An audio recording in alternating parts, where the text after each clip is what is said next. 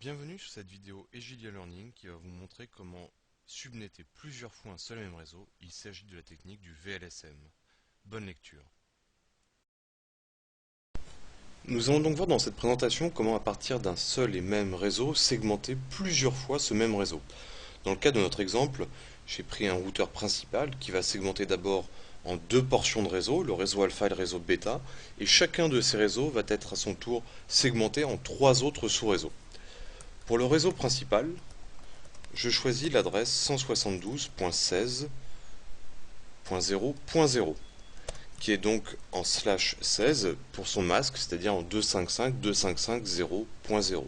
Cette notation /16 en fait compte le nombre de bits à 1 dans notre masque de sous-réseau. C'est une notation qui est plus rapide lorsque l'on souhaite faire des représentations graphiques. Donc voilà pour notre réseau principal. Je vais maintenant m'intéresser au réseau alpha. Nous voyons qu'au niveau du routeur principal, nous avons segmenté en deux portions, le réseau alpha et le réseau bêta. Pour coder deux possibilités, je n'ai besoin que d'un seul bit. Je vais donc emprunter un bit à la partie utilisateur pour créer mes réseaux alpha et mes réseaux bêta. Pour mon réseau alpha, je choisis de façon arbitraire le bit qui aura la valeur 0. On aura donc pour notre réseau alpha, donc 172.16 qui est la partie classoul, et j'indique que je choisis donc 0 pour ma partie donc sous-réseau qui va représenter donc alpha. J'ai ensuite 7 bits à 0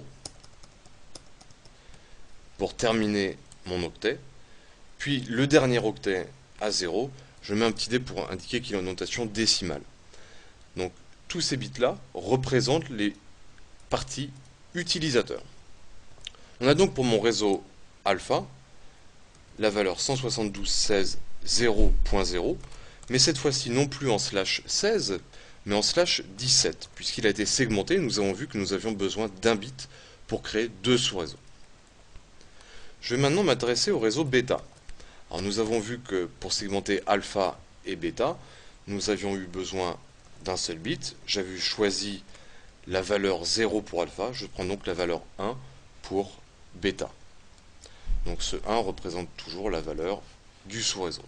Et je termine avec les 7 bits et le dernier octet en décimale pour mon réseau bêta. Ce qui me donne pour mon réseau bêta la valeur 172.16.128.0 de la même manière en /17 puisque nous avons eu besoin d'un bit pour coder ces deux possibilités. Donc la valeur qui va être renvoyée par alpha vers mon routeur principal sera 172.16.00/17 et de la part du routeur bêta 172.16.128.0. Intéressons-nous maintenant au réseau alpha 1. Alors nous voyons que sous le routeur alpha, nous avons trois sous-réseaux. Pour créer trois sous-réseaux, il est nécessaire d'utiliser au minimum 2 bits, ce qui va nous permettre de coder en fait 4 possibilités. Pour le réseau alpha 1, je vais avoir 172.16.0. Ce 0 là correspond au 0 que nous avions juste au-dessus.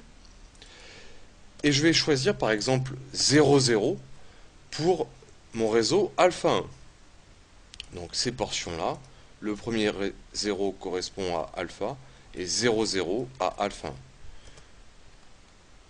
Je vais les coder en rouge pour que l'on sache que ça fait toujours partie de la partie sous-réseau. Et il me reste 5 0, puis le dernier octet en décimale pour ma partie utilisateur.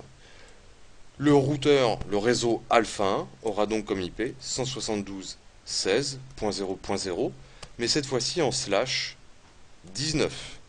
Nous avions donc déjà le premier bit qui codait les parties alpha et bêta, et sous alpha, nous avions besoin donc de 2 bits pour coder 4 possibilités. Au niveau de alpha 2, je conserve toujours mon 172.16.0, le 0 qui code toujours la partie alpha, et je choisis arbitrairement 0,1 pour alpha 2, toujours suivi des 5 bits à 0 pour mes utilisateurs, et de mon dernier octet, que je mets en notation décimale pour simplifier.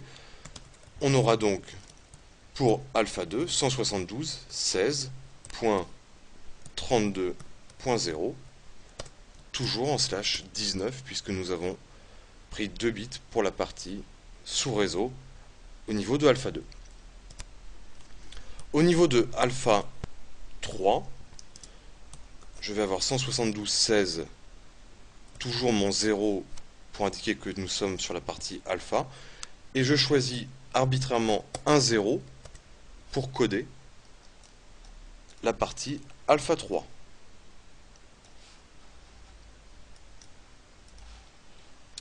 Il ne me reste plus qu'à terminer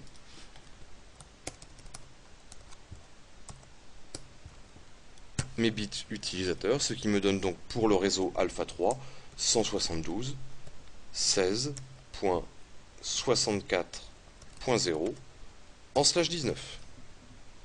Voilà donc pour la partie des réseaux alpha. Intéressons-nous maintenant au réseau bêta. Et bien tout à fait de la même manière, nous avons vu que pour bêta nous avions choisi le bit 1. Et bien pour le réseau bêta 1, nous avons vu qu'il y a 3 réseaux, bêta 1, bêta 2, bêta 3. De la même manière, je vais donc devoir emprunter 2 bits à la partie utilisateur pour créer ces 3 possibilités. Pour bêta 1, je vais donc avoir 172.16.1, ce 1 qui correspond à bêta, et je choisis arbitrairement 00 pour coder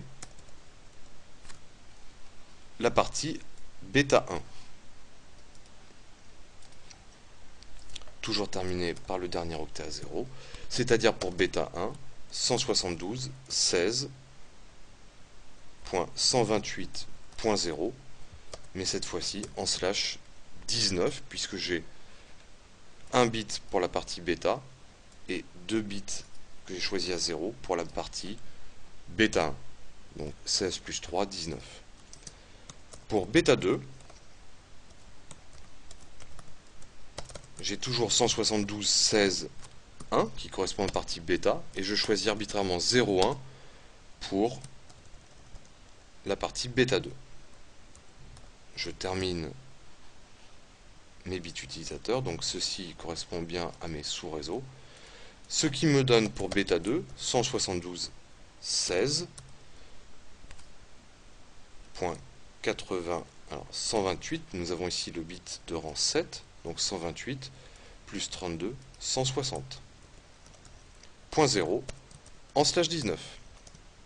Et finalement pour bêta 3, j'ai donc 172.16.1 correspondant à la partie bêta, et je choisis arbitrairement un 0 pour bêta 3.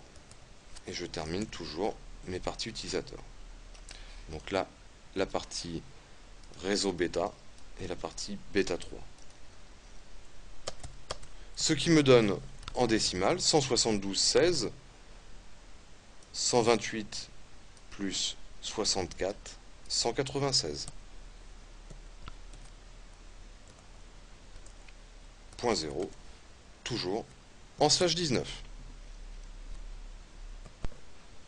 Donc je recommence, 128 plus 64, ce qui me donne 192 bien évidemment.